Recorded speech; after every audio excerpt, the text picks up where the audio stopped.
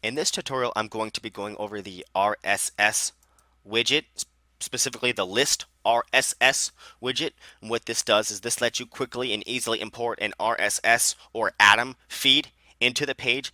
Now, for those who are not familiar with RSS and Atom feeds, I suggest you look up what they are to learn a bit more about them. But just to summarize, they're basically a type of content feed that is automatically uploaded from a separate website.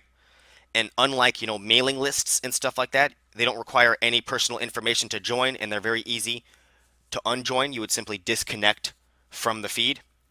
So this is a great way to stay updated on specific subjects or certain content by simply joining those feeds. So in order to join an RSS feed, you have to find the link to that particular feed, and then you would create the widget right here. Once you've created the widget, it's going to ask you for that feed URL.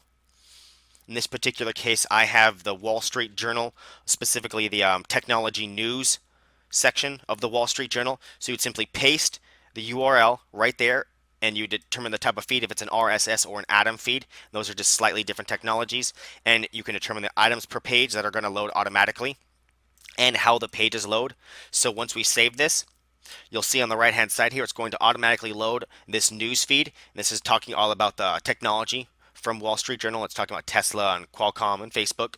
So it's very easy to add multiple feeds to a page. You'd simply add multiple, widgets. You determine your feed for each one.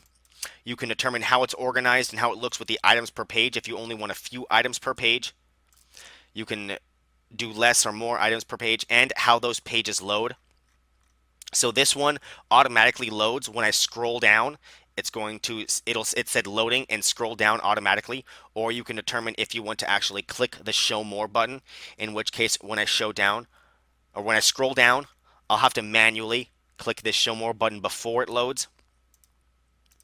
And you can also determine how it looks in the list style and layout. You should probably be familiar with this already if you've used any lists before. You can determine the columns on mobile versus desktop, as well as whether the text is above, below, or to the left or right of the images, and how the images look, and whether it opens in a page or in a little pop-up modal. And you can even show it as an accordion. And the additional options are just like all the other widgets. You can switch this for mobile or desktop only, or login, and you can set backgrounds, custom widget classes, and different animations as well. So RSS is very easy to use. The hardest part is probably finding the feeds that you want to join.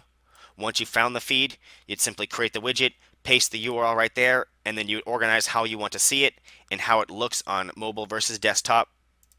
And then once you're all set, you can create more RSS feeds or however you want to do it. They're very easy to use.